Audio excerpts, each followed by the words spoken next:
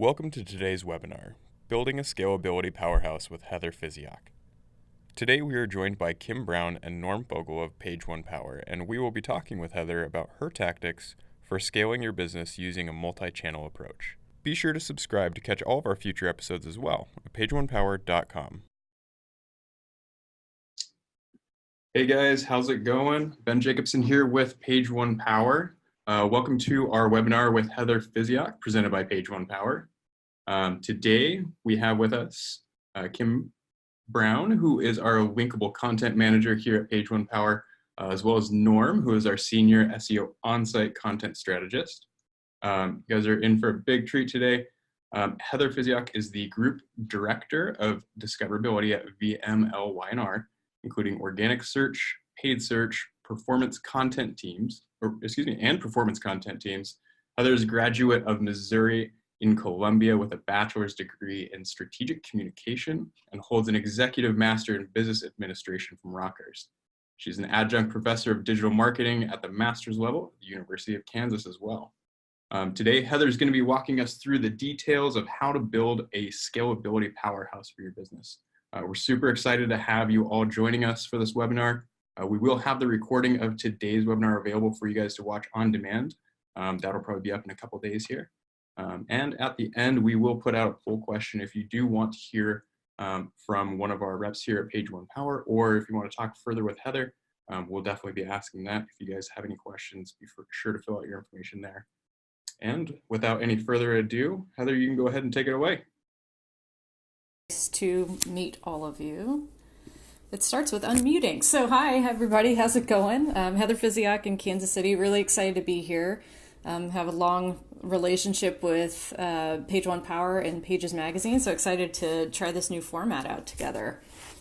And so it's my understanding that we're going to have a really awesome conversation and dialogue today about the intersection between paid search and organic search teams and the performance content teams that create the content that's crucial to fueling those search channels. Does that sound about right, Page One Power team? Absolutely. Obviously, you've got a great article in Pages Magazine, and you've spoken at MozCon and different events like that. And so I think the place where it all kind of starts is the concept of discoverability that you created at your agency. And I thought, just to make sure that everyone's on the same page, I'd kick it to you just to briefly run us through what that means and how you came about that. Sure. I heard the word at a conference somewhere and it really spoke to me because I felt like when I started out, we were just an SEO team, right? And I say that sort of in a derogatory way, just an SEO team. And I think we were originally trying to combat the perception that our SEO team was just title tags and meta descriptions, that they were this retroactive afterthought. And so we started calling ourselves organic search, but then we had our performance content team join and we had the paid search team join. So just organic search wasn't enough. And we didn't really have an umbrella term that joined us all as a cohesive unit, a whole group. And so we got to talking as a group about what exactly it is that we're delivering for our clients. What's special? What's the meaningful thing, that value that we're delivering? And the truth of it was that we're providing them with discoverability, the ability to be found in these important moments of need that their customers are experiencing. And I think it really helped us to articulate faster in a more easily digestible and understandable way to clients what exactly it is that we do here and the why behind it. Why bother paying for something like SEO or PPC? I think it just really communicates that more effectively than it did before. You speak to like an almost existential challenge that I think we're always facing in search marketing or SEO or the different names that our kind of functions go by depending on who you're talking to. And that's just like the semantics and the jargon and the vocabulary that you have on the inside of doing the things, or you have I don't know if on the outside is the right way to put it, but as someone with something that needs to be discovered, how do you go about finding the solutions that you're looking for? And discoverability does kind of cut to the heart of it whatever your area of specialization is. Particularly if you don't know what you're looking for. Right. It's a good, safe term, familiar term. Yeah, I agree. And I think that you bring up a great point that a lot of search professionals are using a very different language than our clients or even our bosses might. And that common tongue between us is so important. But when we're using complex language that's highly technical or really weirdly specific terms that only we would get, we're sort of missing the boat on communicating with our clients about the value that we're able to bring to them, that the effect that we're supposed to be having for them. I think you bring up a great point there. It's not that difficult to describe goals or value when it comes to discoverability. The goal is sell more of my services or products, and that encompasses, 90% of what people are looking for with SEO. Where it becomes difficult is how we explain how we go about that, or what the sort of intermediary steps, KPIs, measures of success are in pursuit of these ultimate, universal, classic bottom line goals. More customers, more clients, more relationships, more revenue. So I don't know how unique that is to our industry exactly, but it's interesting to see what the vocabulary difference is between the people doing it and the people just trying to benefit from it and trying to kind of lasso the beast that is the internet. True. And I think it was last year I was talking about why we as search professionals make really great recommendations and then the client doesn't ever actually implement them. And I think there is an element of understanding that comes with it. But I think a lot of it ties back to those elements of success, those KPIs that we're tracking against their bottom line. I mean, the little catchphrase was, we're speaking to CEOs and CMOs, not other SEOs. And what the CEOs and CMOs care about is stuff like the bottom line and profitability, earnings per share if it's a publicly traded company. Meanwhile, you've got SEOs over here just living in the myopic. They're focusing on like canonicalization and 301 redirects and HTTPS SSL encryption. You're like, your head is spinning if you're a CMO. You're trying to manage like a dozen or more channels just in digital alone, and you're expected to know these tiny granular search terms. It's not that our clients or our bosses are dumb. It's that they're busy. They're busy. They're very smart people, but it's our job to make it accessible and meaningful to them in the context of the goals that they have to hit. They're being measured. They have a boss or a stakeholder. So we need to understand how they're being measured and make sure whatever we're doing ladders up to that. If it doesn't, it's pointless. It's in this separate swim lane that doesn't really matter. So that's a really good segue into kind of going back into the interdisciplinarity that you built with how you structured your teams to overlap basically around that core client goal and that core delivery of value. It's one thing to get on the same page and say, look, we're going to do these things for you. Here's what the value is. Here's how it affects your bottom line. Explain it in terms that they understand. How do you wrangle that internally when you have what were formerly disparate teams, in your case, sometimes in disparate geographical locations all across the country, and now we have to all speak the same language, even within our different disciplines within search, and articulate not just how what we're doing fits with these client goals, but make sure that we're all actually marching in the same direction. We're all actually playing for the same greater cumulative team of discoverability. How do you even approach something like that? It's big, right? It's huge. Yeah, it's enormous. And when I'm hearing you describe it, I'm going, I have no idea. How do we do this? But I think because it's so big, it maybe is hard for people to wrap their heads around and grab onto. And it's just like, we got to start somewhere. So our philosophy on it is finding these points of friction or frustration and sort of separating those out from this big nebulous concept, right?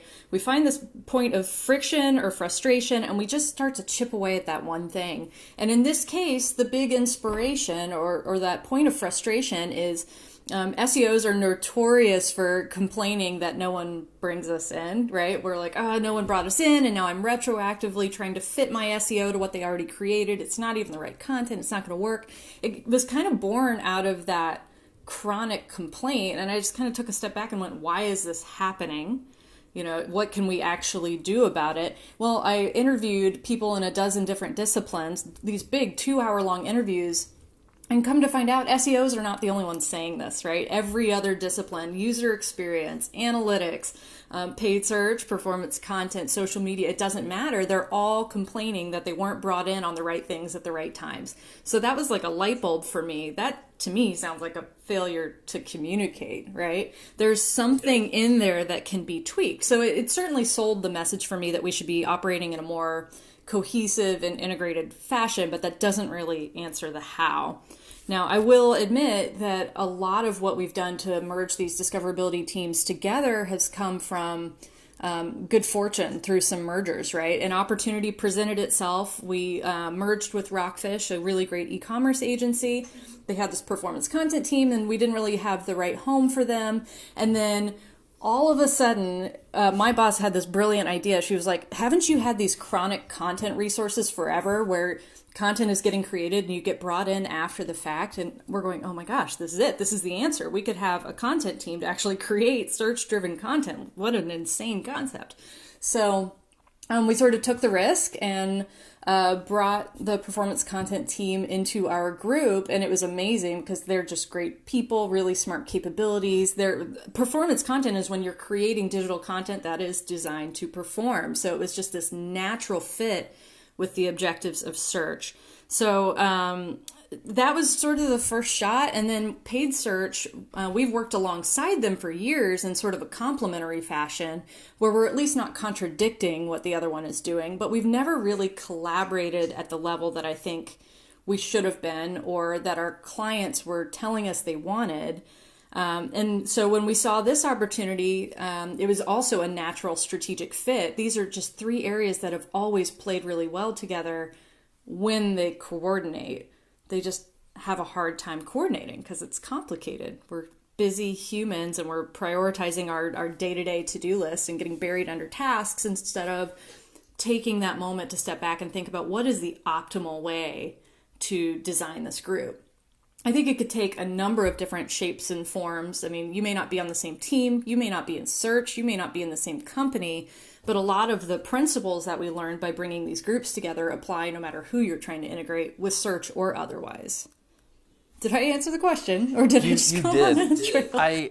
I want to drill in on something that you just brought up, and that's the sort of proximity between SEO and paid search.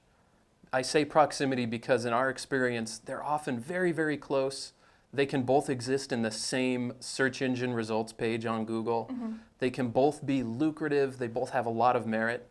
But at their core, what I tend to experience, and I think this is pretty common for us, if you're doing paid search, the goal is more CRO. Mm-hmm. They see the ad and they ultimately engage in a conversion relationship with the site.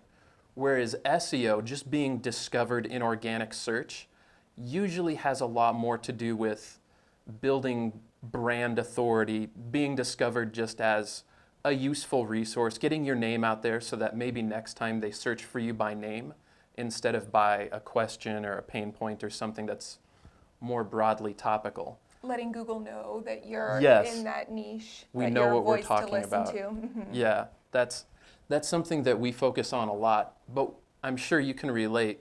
Often when you're working for a client, they're looking to control costs, they're learning to manage project timelines. Mm-hmm. And so the goal is, do one thing for me that achieves all of my goals. And we kind of have to go, actually the best way to achieve these different goals is with different strategies, which ultimately produces different content, and it does take more time, effort, investment. And it's not necessarily upselling, it's just kind of, in our view, an honest approach to the right tool for the right job. So to talk about trying to merge, these two teams that are often working in Congress, often having similar goals, mm-hmm. working for the same client, how do you kind of bridge those gaps when the core KPI can be so different? Yeah, I have to challenge on a couple points there. Okay. So perfect. So I heard a few things, right? Yeah. And I think actually you're defending my argument for me. But the whole search results page, right? We don't always inherently know the searcher intent purely by what they typed into the search box. So Google and other search engines do their best to deliver a variety of different rich types of content to serve any possible need that this user could have on that topic, right? So that to me isn't necessarily a reason not to collaborate or an obstacle to it. That's actually like why we should be doing it, because we're able to capture and dominate entire SERPs. Instead of just thinking piecemeal about these tiny wins, we can think about how we can take over as much visible real estate as possible in those spaces. So to me, that's a feature, not a bug. But you're right about this common goals thing and different purposes at different moments. It's hard because we're having conversations with clients about how collaborative paid and organic search need to be and how they work hand in hand. But then we're almost communicating to clients this message that they're the same, that they're different sides of the same coin, and they're really not. They function very differently, just like you said. That said, the only thing I want to challenge is that organic search is purely for the discovery portion, because in my experience, organic search is the one digital channel that plays in every single stage of the user journey, whether they're, let's see, I just bought a house. So whether they're, just figuring out what does it take to buy a house, to can I get credit, to actually shopping for a house, to narrowing your options, to learning how to actually make the purchase, and then loyalty and recurring investment in the home. So like, how do I maintain my home, all the way to where I start the cycle again to sell the home? Like, that's every stage. And it's the same if I'm considering buying a KitchenAid, right? It's multi-touch point. We just have different functions that we play and different content we need to create for those different levels of searcher intent. But you're right, paid search tends to be in the lower funnel in most cases because you're paying for every single click. But to me, that's an awesome balance that we have to play with there. And I think the real secret, at least for us, has been zooming out again to understand what the one big goal is that we're all trying to achieve. And then our role in that may mean different KPIs or objectives for each of our teams. But the example that I always like to use, we have this really awesome B2B client, they're my favorites, don't tell the others, but they're seriously awesome to work with, super smart. And we've got like 100 people at our agency working on this one piece of business across all of these different disciplines. And the nice thing about it is we all had this one massive goal. We needed to grow their revenue year over year by tens of millions of dollars, but it was a clear number that we were all driving to. And so within that, each of the teams certainly had our own objectives, right? Organic search needs to grow by this much. Paid search needs to achieve XYZ ROAS. Cool. And when you have those individual team goals, it certainly runs the risk of it becoming every team for themselves. And that is a real risk, because then you're fighting over whose budget and whose targets and who gets the dev hours and whatever. But ultimately, our client does not care who within our agency delivers that revenue goal. They care that the agency delivers the revenue goal. So that frequent reminder to ourselves and to each other that we are all focused on a common vision, a common outcome, really helped us to sort of approach our decision making with more, we'll say, humility and awareness as well. It made our paid search and our organic search team more communicative and collaborative. So they were spotting an issue where paid search traffic, when it was paused for this certain set of high value, high traffic keywords, organic search spiked. And we're going, oh my gosh, we need to take a look at that as a team and decide, like, do we want to test some things? Do we want to try to take advantage of this opportunity to get more clicks that we don't need to pay for? So they ended up digging in and devising 3 different tests, I think it was, about how to shift paid search budget around to focus in areas where organic search wasn't a strength and capitalize on the organic search strengths that were actually played up when paid search was paused. I think those are still in testing, so we don't know the outcomes. I don't want that to sound like I'm prescribing this to everyone, because it's different for every brand, every stage of the searcher journey, every keyword, everything. But just the awareness and communication that we saw those things happening, and we had the conversation and we approached the client with a joint strategy on things we wanted to try, that was a big moment for us. Like, the client, even, she's pretty search savvy, but she specifically called out how much she appreciated that we brought a collaborative strategy, like she had never seen it before. So that was a light bulb for us as well. You bring up a fascinating point for me in you're conducting this test to kind of see how should we approach this? What does the collaborative strategy looks like? And you're anticipating the full data, the full results from this. But it seems extremely prone to the sort of, what's the aphorism? When you have a hammer, every problem looks like a nail. Like, it would be really easy to go, well, based on what I'm seeing in the data, we need to really double down on paid. Well, based on what I'm seeing, we need to shift to this. So the initial conversation, how do we want to do this? There's room for all of us at the table. Makes a ton of sense, and I mean, that's a natural place to start. But when it's kind of decision-making time, when it's time to kind of build your batting lineup, how do you kind of overcome the, I'm best at what I do specifically, and I want to do what I'm best at. Give me rein to do that, versus I can see I need to kind of pitch this to you. I'm using a lot of mixed metaphors in this. But that tension of, I want to do what I'm best at, versus I can kind of concede to you, you need to be the one leading on this. Right. And I think that at the end of the day, the leader is that goal and that client. So that's going to be the ultimate decision maker. But ideally, we're not bringing ties to our client to break. But I think that it is a negotiation. It is a conversation. May the best data and arguer and negotiator win. But I think there is a fundamental understanding across the disciplines that all of them are valid. All of them have a place in the marketing mix. And somehow contribute to bringing in new customers or new revenue for our clients. So acknowledging that we all need to have a piece of the pie is a good common ground starting place, but the hard part is figuring out who gets what size of piece of the pie and when is also a consideration. So we really try to just take a data-driven approach to it.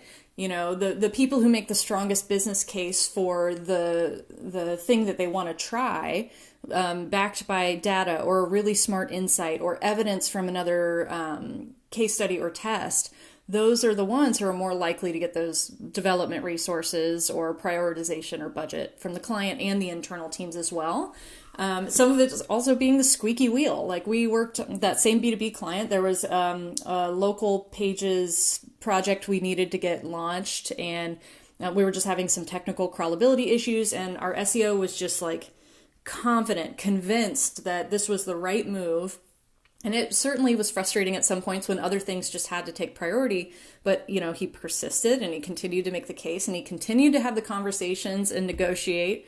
And eventually, you know, it finally goes through. And then, you know, we monitored closely and we were able to put those results out to the entire team, celebrating the massive success of that change. So, of course, it was a huge risk. If it had not worked, it would have been like, they're never going to give us resources again. But it did, thankfully. And now we were able to validate and give credit to the developers who gave us their time very generously for helping us with that project we couldn't do by ourselves. So some of it is proving based on past experience or proving based on the one project you've launched together. But I think attribution modeling is going to be a really interesting conversation here too in the future. We all know it's not really perfect, and there's a lot of different attribution models to choose from, but it's helping us to better visualize for clients which channels are contributing to that end conversion. So yeah, maybe social media is a higher funnel channel for this particular brand. It's not really intended to be the end converter, but it can be that awareness raiser in the beginning that even gets them into the search funnel and then doing paid search clicks and converting in the end. So just being able to show clients, like, if you take one of these things away, you could potentially be losing a big chunk of people that you saw convert on another channel later down the road. I don't think we're there yet as an industry, but I do think that's going to really change the game of how we negotiate who gets what resources, and maybe level the playing field a little bit more. Does that make sense? It makes sense. And wouldn't we love to be able to do perfect attribution modeling in a way where we could say, this definitely caused this, instead of having, even with the best data, like spike here, spend here, spike here, like clearly the correlation is strong, but can we definitively make an attribution of success? It's so challenging. And I think that is a huge part of the confusion and frankly the mistrust that you often get with, here's your goals, here's what we think can help you. We can't definitively say this is how it works. but all evidence points in that direction. It's when that's the best pitch that you can make, it can be really difficult to get the buy-in that you need to ultimately be successful and demonstrate how valid the correlation is. Yeah, I think, or particularly if a client comes to you seeking a specific service and you're like, well, actually, you need all of it. You need to give you the best possible outcome, and to deliver this KPI, we need to provide you with a variety of our services. And that can also be a very delicate tension to manage when the client really wants to put their investment in a very specific resource, and allocating it might not be an option. You know, you might not have that flexibility. That's a fantastic point, and that kind of goes to my hammer and nail analogy. When you already kind of have that preemptive client buy-in to a team's function or an area of specialty, how do you facilitate getting that team to go, I'm glad you want what we're best at. I'm going to ask for help from this other team that we have internally to make sure that you're getting the full service. Does that come from them, or is it easier to lean into, well, the client's decided we're going to go all in on social or all in on paid. We can please them by placating them and giving them what they're asking for. Yeah, there's always somewhere in between. I mean, sometimes a client comes in as a search first client or a social first client, and we do see that as the first foot in the door to where we can earn their trust to make those kinds of recommendations about what they really need. I think you brought up a great point about, the client is asking for this very specific service, but we know as practitioners that the outcome is what really matters. So as search practitioners, it's our job to kind of consult with them and get to the heart of why they're asking for what they're asking for. I mean, are you asking for SEO because your local restaurant franchisees are freaking out that they're not showing up in Google? Okay, great. We can work with that. Now let's dig deeper and really understand what success looks like. And then making a clear, confident recommendation to say, yes, there is a role for organic search here, but I really think we need to also include paid search to create hyperlocal campaigns. And we need to include performance content because we need custom local content in order to show up in these local markets. You said your problem is this. I've got the perfect solution. Here's my data-backed recommendation. Do we proceed? And of course, a lot of times they're going to pull pieces out. And sometimes you're going to have the client who's like, no, just organic search, please. I mean, it's going to happen. But you have to kind of push through the discomfort a little bit as a search consultant and ask those hard questions and challenge a little bit. And then go with the flow at the end, just get your foot in the door if you have to, but just be really clear in communicating the potential upside or downside of going one way or the other so they can make an informed, educated, confident decision. And as long as you've explained that, everything's out on the table. And if they still go another route in the end, you've got a great paper trail saying, hey, we had this conversation. I'm glad we're having it again now that things didn't go the way you wanted to. Here's what we recommended. Are you willing to try this now? It's a tricky one. But I also think it's important. You were talking about trust, and that's huge. Thinking about the unified front of a joint team, and not even just discoverability, but all of the teams that work together on that big client I was talking about. We are getting better and better and better at internally challenging each other and using that creative tension to arrive at a solution we all agree on moving forward with. Everybody can't win, but you're going through that negotiating process together. You are seeking perspective of people in other disciplines to understand, is this going to negatively impact something someone else is doing, or does one or the other channels have something that can make this idea better? So when you've already gone through that process internally before you're putting that proposal or recommendation in front of a client, it's a lot easier for them to trust that recommendation. You've vetted it. It's way easier to say yes and invest because you're basically saying, I'm going to get more mileage for your marketing dollars because it's going to positively impact all these different channels. You're welcome. So unified front is everything. So something that you were just bringing up, you repeatedly addressed trust, both challenging your client, challenging the goals as presented and the solutions as debated internally, constructed internally, and education. And all three of those seem to really go together. You're challenging, I don't know, presumptions, expectations, assumptions about what will lead to success. You're challenging, certainly internally, it sounds like you're challenging each other across your different teams to be aware of one another, to be aware of how to recognize these complementary strategic opportunities. And I'm very curious how you tackle internal education, client education, and because I happen to know that you teach adjunct outside of your company, but on campus at these universities, how are you instructing people new to the whole digital marketing environment on, like, this is what SEO is, this is how it fits with more traditional time-tested marketing strategies, this is why it's very dynamic, always changing. You're really tackling it on all fronts there, from the complete novice, the veteran doers that are producing results, and then people who are kind of adjacent to it all, seeking results, seeking strategy, and having who knows what level of understanding or exposure. I guess the question is, how do you go about this? Where do you start? Where do you put your energy? I'm sorry, I just had a major robot sound, so sorry if it got weird for everybody. I think we're good. We came back. Okay, cool. And we're back. So I heard different audiences, so internal, client, students, and I heard, different levels of expertise, probably different objectives. Students want to get a job, clients want to make money, internal people want to do great work, So that alone is a great point in itself, is just catering the training to the audience. I will say one of the biggest mistakes I made earlier in my career at VMLY&R and other places as well was sort of only coming at it through my lens.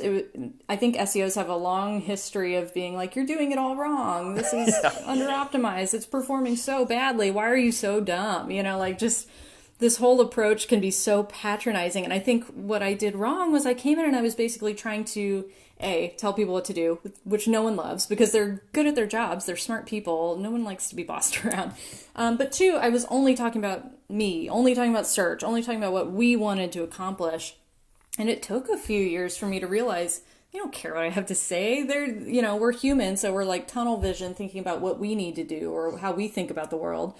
So flipping that on its head and catering my training or education efforts or messages to that audience was really, really helpful. So if I was talking about search to our client engagement department, I'm going to talk about it in a very client lens kind of way. That's their job, is to be this advocate and liaison between the agency and the client. So what do they need to know?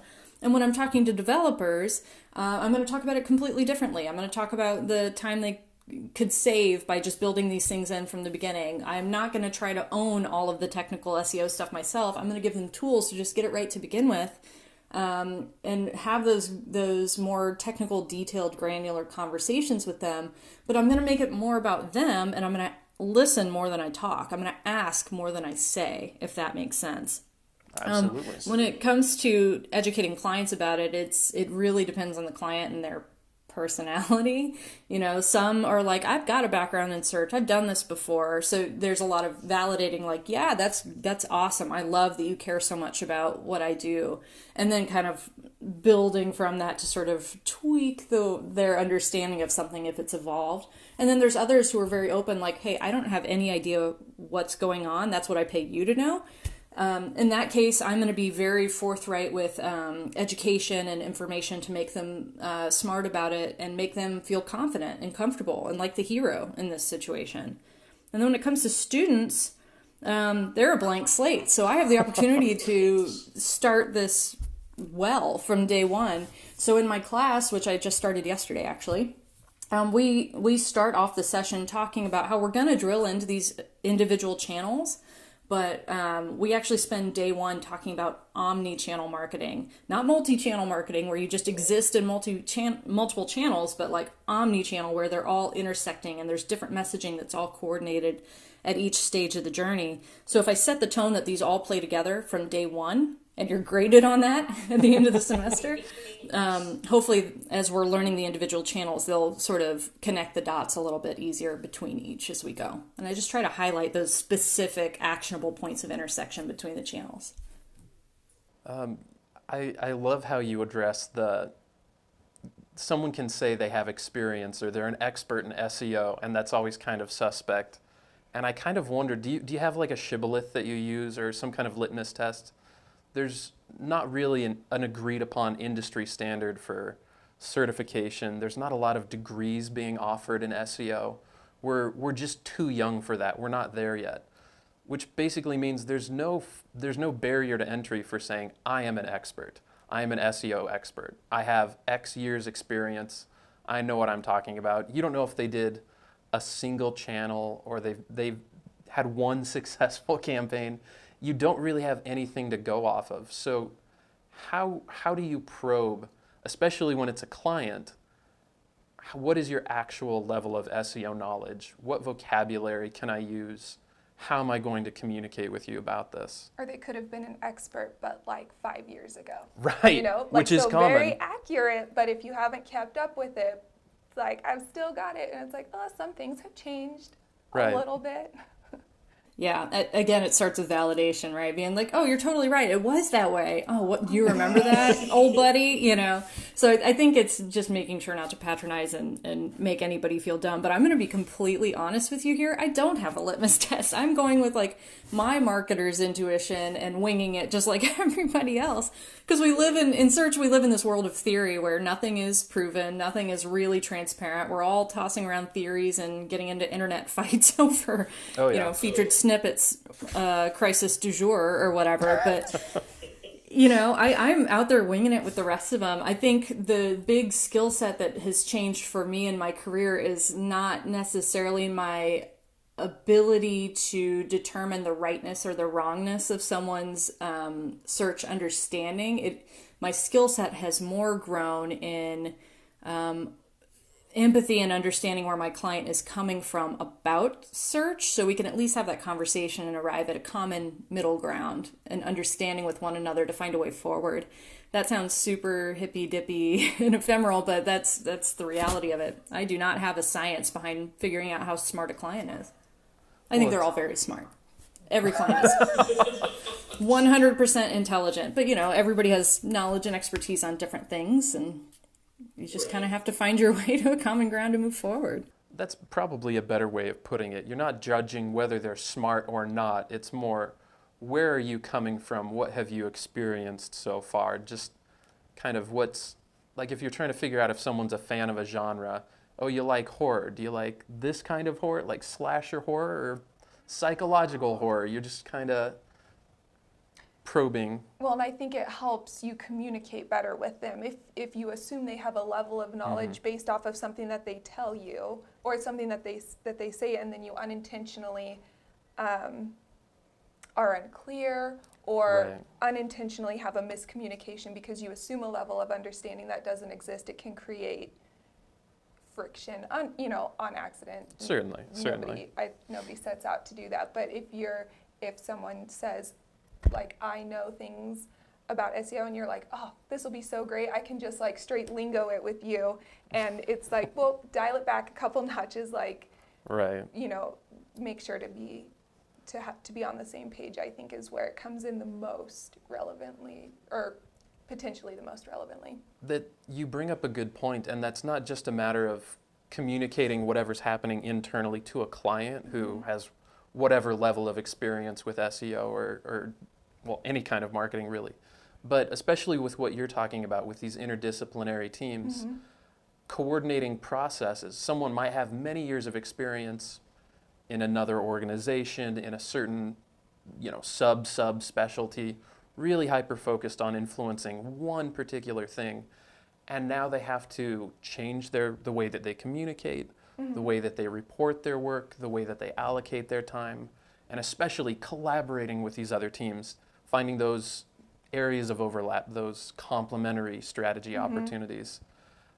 I almost wonder which is the harder thing to achieve, getting the clients to speak your same language and being on that level for the trust and the communication, or coordinating brilliant, skilled, experienced people to function in new processes and new work environments to leverage all of that value that they potentially have to bring. Ooh, I don't wonder at all. The answer is the latter one. Oh my gosh, like getting one person just to have a common language, you can have that happen over dinner, but like getting an entire working machine to function together on a comparable level of competency is so hard. I mean, we talked a little bit about client knowledge and understanding there, but what we didn't hit on that I think is important is the maturity of the organic search or search program in general. So a couple years ago, we developed a maturity model assessment for the organizational side of search. Like you can know title tags and meta descriptions all day, but is your organization prepared to coordinate all of these different experts that influence your search outcomes? So the maturity model process, the way we use it with clients is we've developed this survey of sorts that we distribute to people across the client's organization. We work closely with the client to coordinate that. Our record now for surveys collected is 100 people across an organization. So I'm really, really proud of one of my clients for accomplishing that. But it's all different levels, you know, CMO all the way down to a call center employee, including the person who's doing search, but also people who aren't doing search, content creators, developers, analytics experts, sales, global leads, whatever. I want to hear from the people who don't understand search as much as I want to hear from the people who do. And we assess things like their process maturity, knowledge, resources and capacity, personnel. Do they have the right people in the organization to make search work? Because we know search just doesn't function in a silo. So we administer the survey, we collect all the responses, and then we actually map where the client falls on that maturity curve as a whole and how they fall on the maturity curve for each of those criteria: people, process, knowledge, stuff like that. And what's really interesting to me is not just the scores, which helps the client understand where they are on the maturity curve today, but also where they're going to go in the future and how we're going to get there. But the open-ended comments in this survey are next level. You're hearing things like SEO is always an afterthought, right? You're hearing resources. Ooh, sorry, dog. My dog has seen a Great Dane across the street and has decided to help. I knew it. Poppy, no thank you. So we're looking at these open-ended comments, and it's stuff like how to get the appropriate amount of content resources in order to be able to serve the search program. Okay. World, this is Poppy. She's a mess. Poppy, what are your opinions on SEO? It's okay, girl. You speak your mind. Yeah, that's right. That's right. Okay, so Poppy is very offended by this conversation. She's great. Where was I? And the open-ended comments will reveal a lot of like hidden concerns or complaints that people across the organization have. Like, I don't ever know what's going on with the SEO program, or we've worked with SEO agencies in the past and we aren't confident that it actually got results.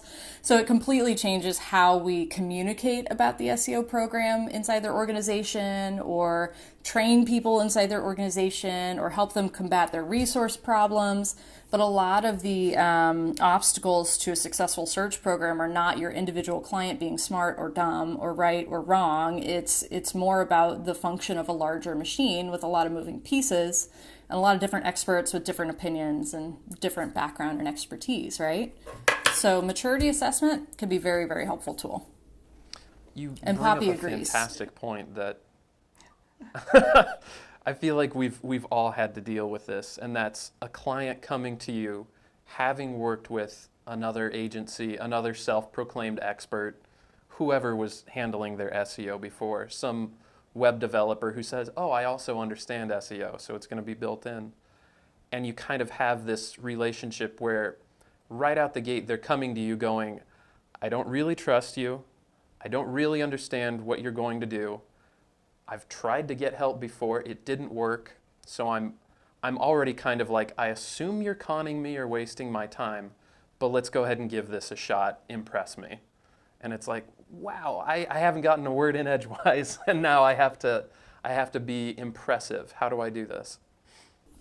Wouldn't it be nice to know why they're skeptical? Right? Who hurt you? Like Exactly. who burned you in the past? And I think you have to ask those hard questions and drill deeper. And instead of kind of shying away from that and kind of feeling brushed off by a client when they're really skeptical, but like leaning in and be like, tell me more about that. Did something happen? I mean, I really want to understand that, and I want to make sure that I'm delivering everything you need. I think it's the same when we're working with internal teams where we need to collaborate, and the same when we're working with clients, other agencies, doesn't matter. If something is uncomfortable, there's probably something juicy there, and you should lean into it and explore it. Be brave, ask questions about it. I think you'll find some really interesting stuff. That maturity assessment does that because they have the cover of anonymity, but do you have the guts to lean in and do that in person? Right. Well, yeah, asking the question is really the hard part. I think people generally have plenty to say if you ask the right question. And once you cross that bridge of what didn't go right this last time, what are you upset about, it's not hard to get a pretty vivid answer. Mm-hmm. Yeah. So can I nod to the question over here that we have in the Q&A from Sarah? What advice do you have for an agency when your client's using multiple agencies, each for different channels? And oh my gosh, this happens all the time in the big agency world. I don't know about small biz, but oh my gosh. And this is what we were talking about earlier, where the client's like, oh, I just need my social agency, or I just need my search agency, right? And she brings up a great point here, right? When you can't control where the budget is distributed, and fighting for your channel is a lot more like fighting for the business. And oh my gosh, is that painful and true or what? So how do you maintain the attitude of what's best for the client's bottom line when you're constantly fighting to defend your budget, right? What a great question. And I'd love to hear your thoughts too. I mean, in my experience, it's, focus on making yourself look great, but not at the expense of others, and focus on being the leader or lead agency in coordinating the multiple pieces. Like I said, clients are smart. They have seen it and done it before. They will see who is obstructing the inevitable and who is going the extra mile to make it work and make it successful for the organization, for the client at large.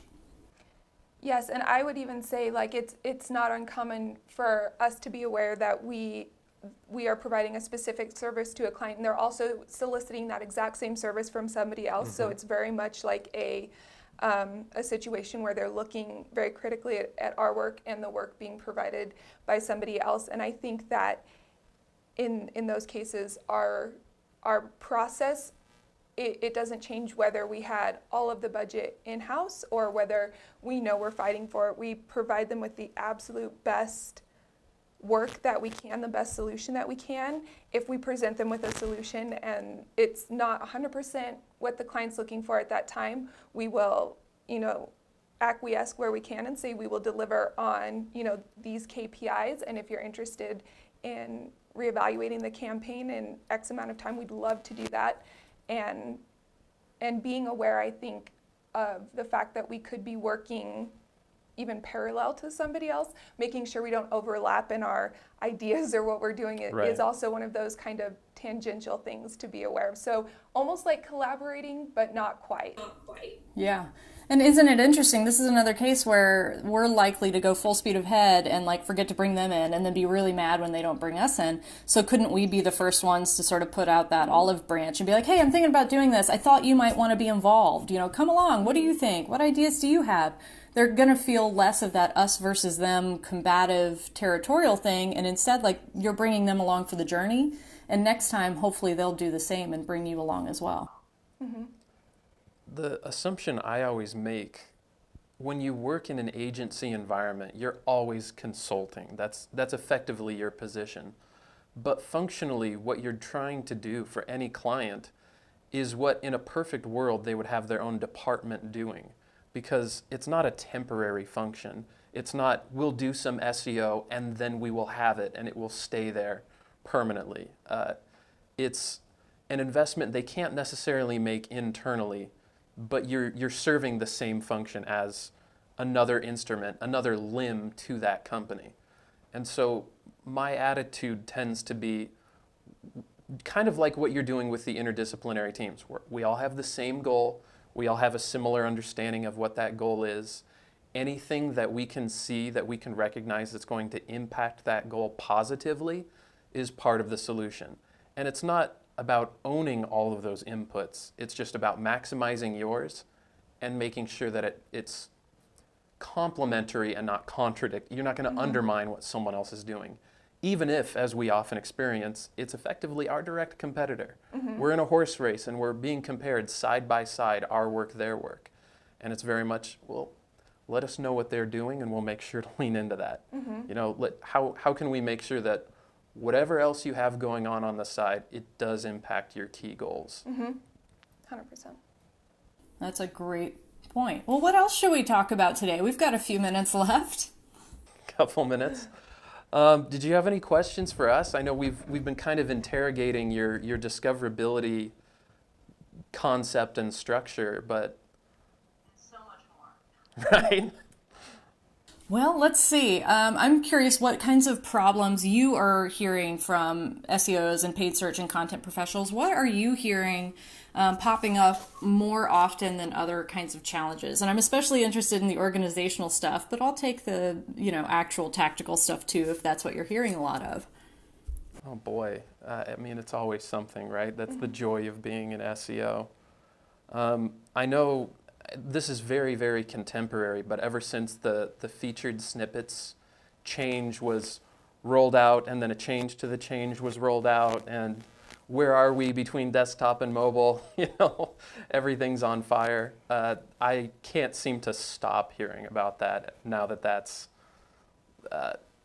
there's often a sort of Chicken Little thing going on where the sky is falling in SEO, and anytime any update can be pinpointed or Google tweets about it, everyone wants to attribute a lot of things to it, but I think this is a rare change that actually matters and actually has profound consequences for click flow and traffic patterns and visibility and what you're going to see in the actual Google tools like Search Console and Analytics. So we're hearing a lot about that, but I'm also pretty interested in speaking to that because it does matter. This is an impactful change. It's a fascinating time to be doing what we do. That's probably my number one right now. That's very interesting. Like, how do we know as search professionals which ones are the ones we should care about and make a big deal about? Which ones are worth it, basically, and which ones are just algorithm chasing red herrings, Yeah. I think Now, if anybody has the answer to that, please educate me, because this is another one where I'm just going with my gut intuition. Like, featured snippet strikes me as a big deal. What was the one? Oh, it was like 6 months ago, and I was like, no one cares about this. Literally, no one cares about this, and it was like a whole Twitter debate, the whole thing. But it's really tough to figure out where to prioritize your time and where to tell your clients to prioritize their time. I will say Google, you wouldn't ever accuse them of being transparent per se, but when the announcement of a core algorithm update is followed immediately by our recommendations are the same as they have been before, please see this blog post we wrote on how to create good content that's 3 years old, and we keep on tweeting it, we keep on linking to it. To me, that says there's nothing that you can do. They're getting smarter, and it's not a penalty against your site or your content if its ranking changes. Keep updating, keep focused on the user, and if you are truly the best answer, that's what Google is ultimately looking for. The thing to keep in mind is it's not just, I think I'm the best answer because I want the traffic. It's, I think I'm the best answer because I understand the searcher intent and I'm doing whatever it takes to actually deliver on that searcher intent. I'm actually seeing another great question on the subject of featured snippets here from Andrew. Are we worried about click-throughs on snippets? And if so, would we ever recommend not optimizing for the snippet? I don't know about you guys, but I'm sort of like a live in the reality type. The snippets are there. They're taking up a huge amount of real estate, whether someone clicks or not. Are we really going to advise clients not to capitalize on those moments, those big visible chunks of real estate, potentially at the cost of losing some clicks, when if we're not there, someone else will be, right? Google has decided a snippet is a relevant piece of content for this particular search result. I don't want to delude my clients into thinking that it doesn't matter to be there, but don't we need to be having harder conversations? And there you are again, consulting with our clients and our peers don't we need to be having harder conversations about what the future of a conversion looks like, or what future KPIs and traffic metrics look like? I mean, this kind of gets back to that point we were gently debating earlier about what's the goal. Is the goal conversion? Is the goal visibility? And I think this is a great case where I think click-through can be extremely variable, and it's popular to quote, this is the average click-through rate on a snippet, but I think that really buries the lead, which is if a question can be quickly and succinctly and satisfactorily answered with a snippet, of course the click-through rate is going to go down, but it's not bad for your brand and your visibility and your website to be in snippets. So to a client who's questioning, should I or shouldn't I would say, if you can, go ahead and optimize for the featured snippets, because that's a great signal of authority. Later on, when there's a query that you're going to address that doesn't have a clean snippet-ready SERP or answer, you're going to get the clicks because you already have that much more powering your visibility in organic search. So it's not like mutually exclusive. If all the pieces are in place for whatever your niche is in your brand, that you can be featured, optimized to be featured. If that's the only thing that you do, you're missing a really big part of the picture. But that's just a microcosm of what you're talking about. You can't be comprehensively successful if your strategy goes all in on just one element of this digital space. You know, this isn't omni-channel versus multi-channel. That would be single channel versus omni-channel. Snippets are just one of the many SERP features that you want to look at. And I think like with anything, you would want variety. Yeah. Like if you can be in some snippets, not in others, but you appear in page one, some ads here and there, like that's ultimately what usually serves people best. Yeah. It's not all or nothing. Variety is not just the spice of life, but the essence of good search marketing. And hopefully we can tap into more searchers, more searcher intent, more ways we can serve our customers. I love it. I love it. We should be taking advantage of every possible area of real estate that makes sense for our brand. And to me, a featured snippet makes sense for a lot of brands. Yeah. And a lot of users. Yeah. Really. Like it's a really, and that's ultimately what everything comes back to. Oh, absolutely. And you know, there's always going to be that fraction. What's the best click-through rate for a featured snippet? You know, 30% or something. Well, that means that there's a good amount of these kinds of malcontent searchers who are going to ignore the featured snippet on principle and click somewhere else to get their answer. Like, there's always an opportunity to serve searchers by being more empathetic and more strategic about what do they mean when they search for this? What truly constitutes a good answer? Yeah. There's not a lot of SERPs where Google's only going to deliver one result. Even when they own it, they're going to deliver at least some alternatives. So there's value in being the alternative. And if you don't get the clicks this time, you'll probably be able to get them somewhere else. It all has value. I wonder if we need a new motto as a search industry, and it should just be like, how can I help you? Let me count the ways, you know, and just serve everybody. That's about it, yeah. Organic search, how can we help you? Awesome. Well, it looks like we're coming up on time here. So, is there anything else we want to say before we sign off to our masses of fans? Yeah, I was just going to bring up real quick, I did get the poll activated for you guys. Essentially what that is, that's just us asking if you guys do want to speak more with Kim and Norm or Heather. Definitely just answer that poll there and we can get in touch with you guys and make sure that we make that connection for you. Additionally, we are, like I mentioned, going to be having this available to watch later on if unfortunately you weren't able to watch it live. So, or if you guys want to watch it back, that'll also be available and we'll be sending that out through our social media and on our website. So, yeah, this was fun for me, hopefully useful and insightful for everybody else. And Heather, it was great to connect and get to chat and pick your brain a little bit. Thank you so much for having me. Really appreciated the opportunity to talk about this, something I'm very passionate about and big fan of what you're all doing. I hope others got value out of it as well. Hope we can continue the conversation afterward. awesome. Well, cool. Thank you guys all very much. We have literally 10 seconds left to be exactly on the dot. So talk about being precise. Good job. Awesome. Awesome. Well, thanks again, you, Heather. I Page really One appreciate it. Tim, Norm, thank you. And we'll see you guys next time. Thank you. Have a good day. Bye.